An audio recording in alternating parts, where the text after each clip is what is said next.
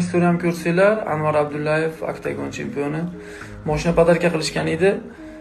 Sal xursand bo'lgan edim. Men yaxshi mana podarka qilgan odamlar ham bor ekan-ku, aldamaydiganlar dedim. Yo'q, ashi eski priyomlar mana aldabdi. O'zining nomiga kredit qilib berib 8-9 million oyiga pul to'lab yuribdi ekan bechora bola. U sportsmen qayerda bor uncha pulni hayronman. Hamma o'zi sotib to'layapman deyapti mana. Bular asha 15 ming dollarlik Gentra sovg'a qilgan bo'lsa, shu 15 ming dollarlik hurmatni oldi mashina podarka qilin degan. Bu yerda bu bola xor bo'lyapti. O'rtaga chiqib, kameraga chiqib, biz hali ikki boramiz, men 50 ming tikaman, 100 ming tikaman, Tailand mendan, u mendan, bu mendan deb ochkoni ishlashyapti o'rtada. Oxiriga surishtirsanglar, bunaqa kashasi chiqyapti. Bular ish bitguncha sal kallani ishlatdinglar, yangi chiqib turganlar. Ishi bitguncha o'zlari sal ekranga ko'rinib tanilib oladi, keyin xohlaganini qiladi. Boshqa sportsmenga o'tib ketadi.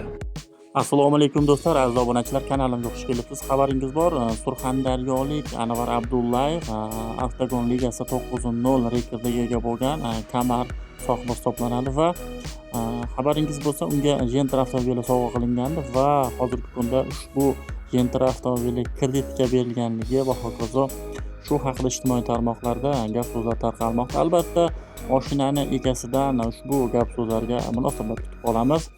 Videolar davomiyligi bo'ladi. Videolar davomiyligi Doston Bozorov ham, Nursulton Ro'zboyev ham ushbu Abdullayevga sovg'a qilingan Gentra avtomobili va shunga aloqador so'zlar haqida gapirib o'tgan. Videoni oxirigacha ko'ramiz do'stlar.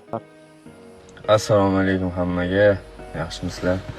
Xo'p, ko'pchilik Anvar temasini nima bo'ldi aka, rostdanmi deb gapirishyapti.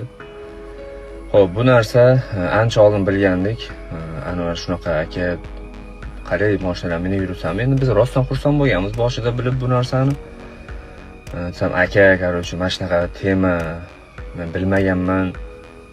Qo'l qo'yaverganmiz qarochi aka, boshlanish to'lamagan ekan.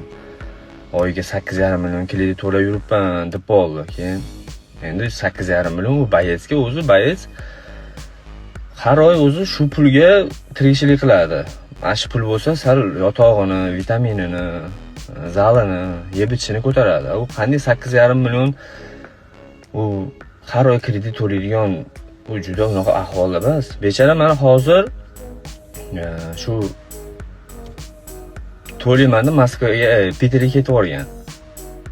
Hozir Peterda shu narsani, ko'p narsani sotib aka to'layapman, mana shu yerda yuribman endi deyapti. Nima sabab aytmagansan desa, aka rostdan haqiqatan boshlanish to'lovini to'lab bergan deb o'ylaganman. Keyin yana bitta bo'y qilsang, rostdan aytgan, bitta bo'y qilsang, qolganini to'lab beraman deb aytgan deyapti. Bu qayerdan u 8,5 million to'lab beraladi u bola? Qayerdan har oy 2 oy to'lagan, 2 oy 8,5 milliondan to'lagan ekan. Bo'ldi, boshqa hech qanaqa pul to'lamagan ekan. Hozirgi kungacha Anvar o'zi aytdan betdan harakat qilib, nimaga har xil videolar qo'yyapsan deb gapirsam, aka ilojim yo'q, nima qilay, to'lab beraman deyapti. Shu videosini reklama qilyapman, aytgan videosiga tushib beralyapman. Nima qilay? Ilojim yo'q aka, to'lab beraman deyapti deb shunaqa yo'llarga kirgan. Endi sponsorlikka keladigan bo'lsak, sponsor u qilaman, bu qilaman, bu internetda chiqadiganlar hech qaysi qilmaydi.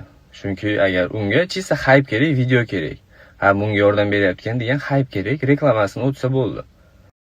Akam ham gapirib chiqdi bu narsani, hozir ko'rib qoldim.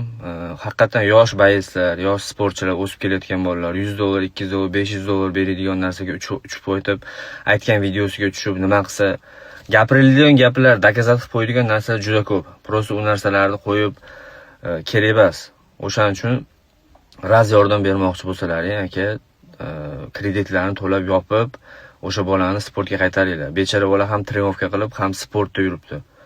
Bu juda og'ir narsa bu narsa. Tem bo'li otasi minib yurgan mashina ertaga to'lanmay qolsa, otasiga telefon qiladi, kredit bankga boradi uyiga. U yaxshi narsa emas. Agar rostdan yordam bermoqchi bo'lsalaring, hozirga aytib o'tganimdek, o'sha shuncha kasallar bor, o'sha kasallarga yordam beringlar. Agarcha topolmaydigan bo'lsalaring, aytsalaring, biz o'zimiz topib beramiz shunaqa odamlarni.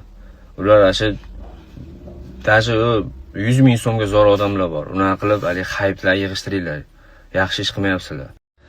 Prosta bitta yaxshi bayet, shu kredit to'layman, shu otam minib yurgan mashina nima bo'lgan taqdirda ham uyatib qolmay degan maqsadda endi bechara to'lab yuribdi-da. Hozir bitta shu kredit to'layman deb sport ham qoladi, ishlash kerak, to'lash kerak bu narsani. Yaxshi bitta bayet yo'q bo'lib ketib qoladi. biz bu narsani olib chiqib birovni yomonlash или birovni kamsitish ko'rib qo'yiladigan maqsadda emas, просто rostdan yordam bermoqchi bo'lsalaring, больницаlarda jigar sirroz, ko'zi ko'rmaydigan, rak bo'lganlar bor. O'shalarga shunday kelib turib, videosiz shunday 30 ming 40 ming berib Hindistonga borib, Hindistonga jo'natib, davolatib hayot keltirib kelinglar. Agar ras shunaqali sponsorlaring, pullaring normalniy bo'lsa, 100 ming tikaman, 200 ming tikaman, bizda pul ko'p. Oddiy misol, ana shu vertolyotga sarflagan pullaringni boru, ana shu kreditiga to'lab qo'ysalaring, o'shuni shuncha katta savob bo'ladi sizlarga. Bu faqat hayb o'lavermasdan, u yaxshi narsa emas bu. Biz o'shunda ko'rib xursand bo'lganmiz rostdan. Yana ham xursand bo'lyapmiz hozir. Moshina podarka qilyapti. Iloyim shunday podarka qilib nomiga o'tkazib, bez kredit hamma yo'lni shunday qilsin. Chunki bayislar shu narsaga arziydi. Bu bayislar shu narsaga arziydi. Bitta moshina uy podarka qilishga arziydigan bayislar. Lekin u hayb qilib turib, uy berdik, moshina berdik deb shuncha rahmatni, haybni prosmotrda olib turib, yana o'ziga kredit qilib qo'yish bu hech qaysi tarafiga to'g'ri kelmaydi. Agar indamasdan shunday Alloh uchun yordam berib, addushi qilganlardan akalar, sizlardan Alloh rozi bo'lsin, umrlaringiz uzoq bo'lsin, pullaring yana pul qo'shilsin sizlarga.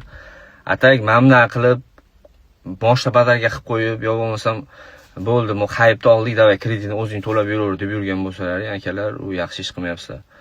Hammalaringga Alloh rozi bo'lsin, Xudo xolasa yaxshi. Xo'p, yana hozir bitta video ko'ryapman. O'sha kuni Taysonda oyoq kiyim yo'qolganmi, nima bo'lgan?